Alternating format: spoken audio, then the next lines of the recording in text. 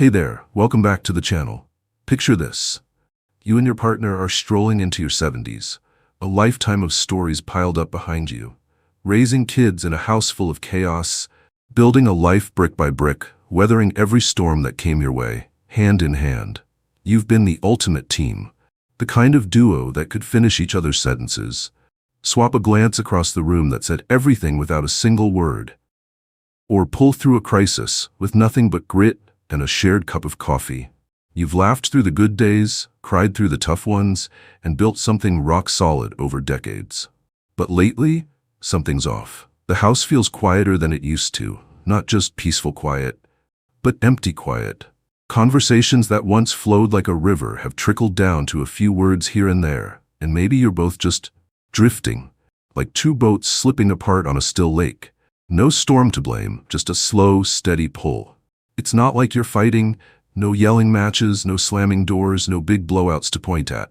It's subtler, softer, a fading glow, where the spark that used to light up your mornings, your evenings, your everything, feels dimmer than it should. If this hits a nerve, if you're nodding along thinking, yeah, that's us, you're not alone. And today we're diving deep into something real. Why couples drift apart after 70. This isn't about pointing fingers, laying blame, or digging up old wounds. It's about peeling back the layers to see what's shifting under the surface as life changes. And here's the part that'll get you excited. 7 practical, heartfelt, down-to-earth ways to rekindle that spark and bring back the closeness that's carried you this far. We're not talking Hollywood fixes with rose petals, candlelit dinners, or violins playing in the background.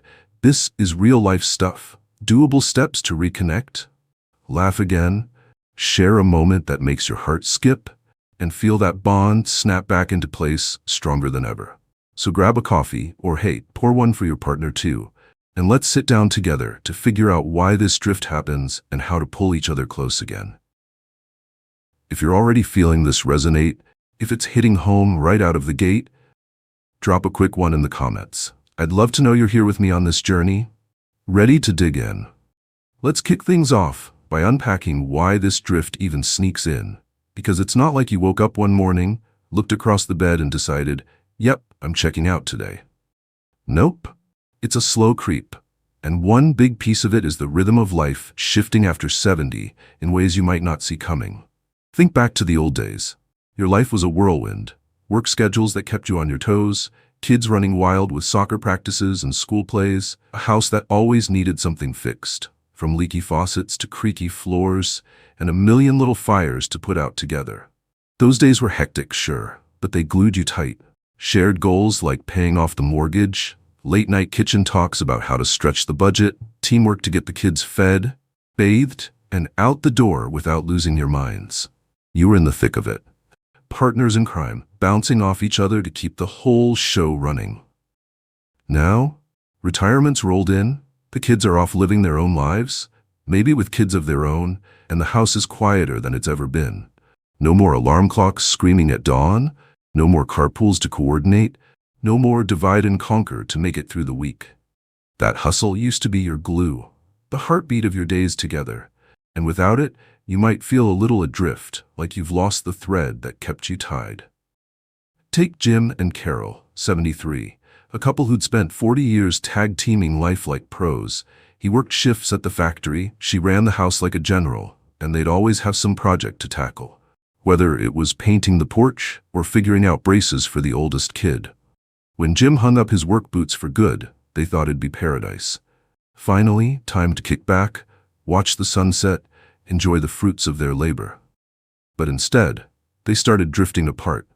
He'd disappear into the garage to tinker with old radios for hours, she'd hole up in the living room knitting scarves nobody needed, and dinner became the only time they'd cross paths, mostly chewing in silence, maybe a grunt about the weather. It wasn't anger or resentment, just a gap where their rhythm used to be. The fix didn't need to be some grand overhaul, they just needed a new beat to share. They started small, morning walks around the block, no big agenda, just stepping out together, chatting about the neighbors, new dog, or the clouds rolling in. Some days they'd barely talk, just listen to the birds, but it gave them a thread to hold on to, a little purpose to weave back into their routine. If your days feel too still lately, like you're orbiting separate planets, even in the same house, try this. Pick one thing to do together. A walk to the corner, watering the plants side by side, even sorting the mail over a cup of tea. It's not about jamming your schedule full. It's about finding a simple beat that pulls you back into each other's world, step by step, day by day. Another quiet culprit that nudges couples apart is communication drying up, or morphing into something you don't even notice until it's gone stale. When you were younger, you'd talk about everything under the sun. Big dreams like buying that cabin by the lake, little spats about who forgot to take out the trash, everyday stuff like what's for dinner or the hilarious thing the kid blurted out at school. Those chats were your lifeline, the glue that kept you connected through the noise. Now, after 70, with less chaos to wrestle, those talks can shrink down to nothing but the basics. Did you call the plumber about the sink? Trash goes out tomorrow, don't forget. It's not that you're mad or avoiding each other, it's just logistics, surface-level stuff that doesn't dig deeper. Or maybe it's flipped the other way. You've been together so long, decades of knowing every quirk, every story, that you assume there's nothing left to say, nothing new to ask, so you stop sharing the little things that matter. Think of Sue and Ray, 71, a couple married 45 years who could read each other like their favorite books. Sue knew Ray's coffee order by heart. Ray could tell Sue's mood by the way she tied her scarf. But lately, Sue noticed Ray barely spoke beyond, "pass the salt," or "turn down the TV," and she'd stop telling him about her day. Why bother, she thought, he's heard it all before. They weren't fighting, weren't even annoyed, just distant, like two roommates sharing a space instead of a life. The fix wasn't some big heart-to-heart with a therapist's notepad. It was simpler. Stir those conversations back to life with a little curiosity. Sue started tossing out one random question at breakfast. "Hey Ray, what's a place you'd still love to see someday?" And he'd perk up, spinning tales about fishing trips he'd dreamed of as a kid. Or that time he almost went to Alaska, but chickened out. It wasn't deep soul-searching, it was light, playful, a crack in the silence that let them peek at each other again. Some mornings he'd flip it back. "What about you, Sue?" And she'd ramble about wanting to see the Grand Canyon, laughing about how she'd probably trip over a rock. Tomorrow morning, try it. Throw out a question. Nothing heavy, maybe what's your favorite memory from way back when we started? Or what's one thing you'd do again if you could? Watch how it cracks open a door you didn't even know had swung shut, pulls you back to talking like you used to. Real, easy, alive. Here's one that slips in so slow you might not clock it till it's a canyon. You're spending too much time apart, even under the same roof. After 70, it's easy to slide into your own corners. He's in the den glued to the game. She's in the kitchen baking cookies or flipping through a magazine, and hours tick by without a real check-in. Retirement can crank it up a notch. One's out puttering in the yard while the other's napping, or you've each got hobbies that eat up your days, pulling you into separate orbits. It's not arguing or avoiding. It's just parallel lives. Two tracks that don't cross as much as they used to. Look at Diane and Frank, 75, a couple who'd always had their own lanes. She loved her books, he was a woodworker, but it worked, because life kept them bumping into each other. Post-retirement, though, it went overboard. Frank practically lived in his shed, sawdust up to his elbows, cranking out birdhouses nobody asked for, while Diane was glued to her Zoom book club calls or buried in novels, barely looking up. They'd shuffle through dinner, swap a few words about the weather, then retreat again. Bedtime was their only overlap, and even then, it was more "good night" than "let's connect." They didn't hate it, didn't even fight, but Diane woke up one day and realized she missed him, missed them, even with him right there in the next room. The fix didn't need to be a big production, just carving out a slice of us time, something intentional to bridge the gap. They started a little rule. One coffee break together, mid-morning, no phones, no distractions, just sitting at the table, sipping, swapping a few words. Some days it was 5 minutes of quiet, sipping in sync. Others it stretched into stories about their first house or the time Frank built a terrible bookshelf that collapsed. It wasn't forced, it was natural, a tether pulling them back into each other's orbit. Try it yourself. Pick one moment, coffee in the kitchen, a snack on the couch, a quick sit on the porch, and make it yours, just the two of you. Maybe it's silent at first, maybe it's awkward. Stick with it. Feel how it stitches you back together, one small stitch at a time, until you're not just sharing a house, but a life again. Now let's get real about something that can widen the drift if it fades. Physical closeness, or the lack of it. After 70, intimacy shifts. Health stuff like creaky joints, bad backs, or meds can slow things down. Or maybe you've just settled into a comfy routine where the little touches, the warmth, the I'm here moments start to slip away. That spark doesn't have to mean wild bedroom marathons. It's the hand on the back, the hug in the kitchen, the brush of fingers that says you're mine without saying a thing. When that drops off, the distance grows. Not because you don't love each other, but because life's nudged you apart. Take Ellen and Mike, 72, a couple who'd always been cuddly. Mike sneaking a hand on Ellen's shoulder while she cooked, Ellen pecking his cheek over the stove, a quick squeeze on the couch during their shows. But lately, with Mike's back flaring up and Ellen's energy dipping, they'd stopped, barely a graze as they passed in the hall, no more snuggling up at night. It wasn't a fight, wasn't even a choice, it just happened, and the warmth they'd always leaned on started to cool. The fix didn't need to be grand or pushy, just bringing back touch, slow and easy, in ways that fit them now. Ellen started with a gentle pat on Mike's arm while he read the paper, a little, "Hey, I see you" moment. He caught on, resting a hand on hers at the dinner table. No words needed. Soon they were cuddling on the couch again. Nothing fancy, just close, laughing at reruns, feeling that old glow flicker back. Start small. A hand squeeze when you pass the butter, a shoulder rub while they're washing dishes, a hug before you head to the store. It's not about forcing anything. It's about reminding each other you're still there, still connected. See how it melts that space between you, warms you both up from the inside out, like a fire that never really went out. Another drift driver that can hit hard after 70 is when life's big changes, like health scares or losing people you love, pile up, and you don't process them together.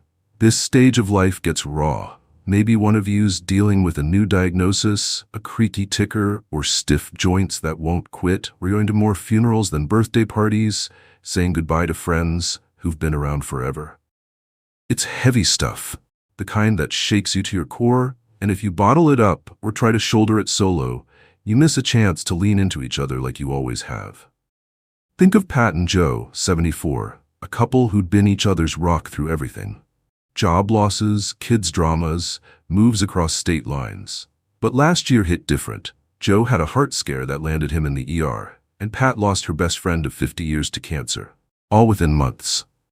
They'd always talked it out before, but this time, Joe clammed up, spent hours in the basement fiddling with his model trains, silent as a stone, while Pat cried alone in their bedroom, hiding her red eyes at dinner.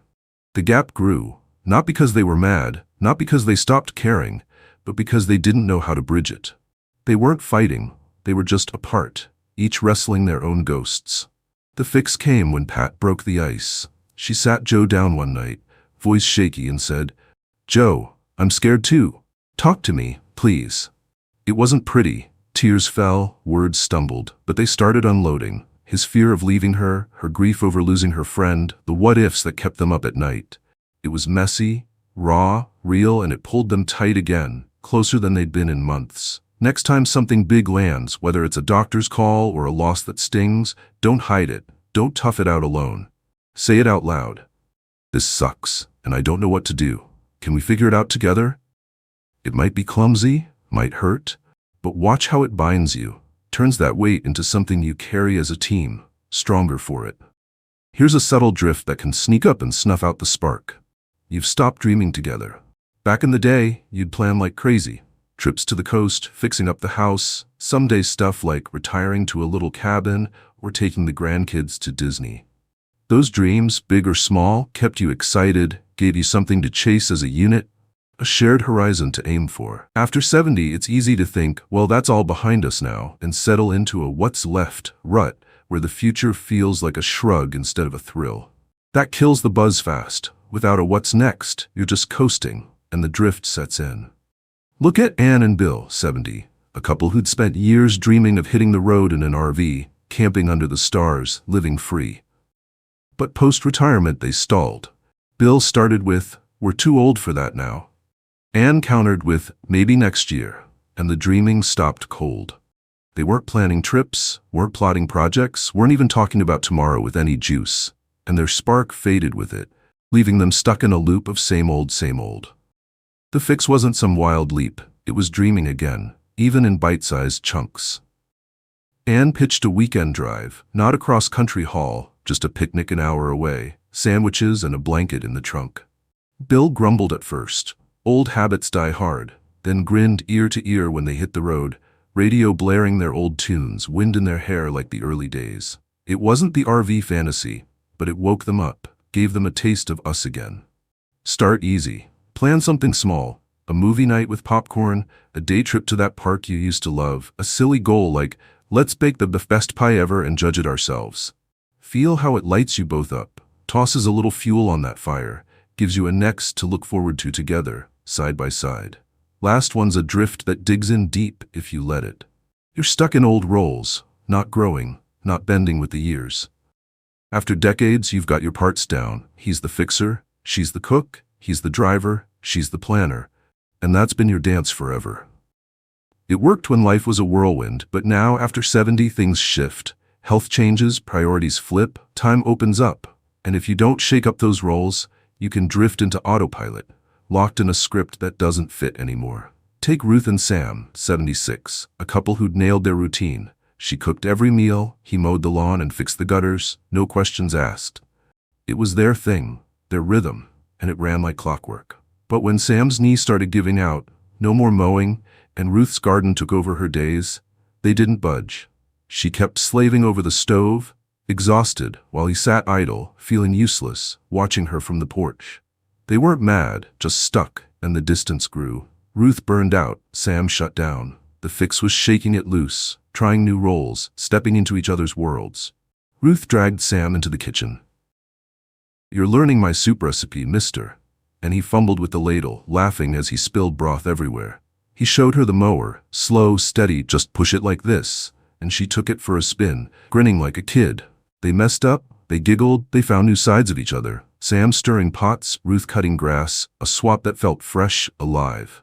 Try it, pick one task and trade, teach them your trick, learn theirs. Maybe he picks the Netflix show tonight, maybe she tinkers with the leaky faucet. It's clumsy, it's fun. See how it wakes you up, keeps you curious, keeps you growing together instead of apart. These 7 drift makers, lost rhythm, quiet talks, solo time, faded touch, unshared struggles, no dreams, stuck roles. They don't crash in loud.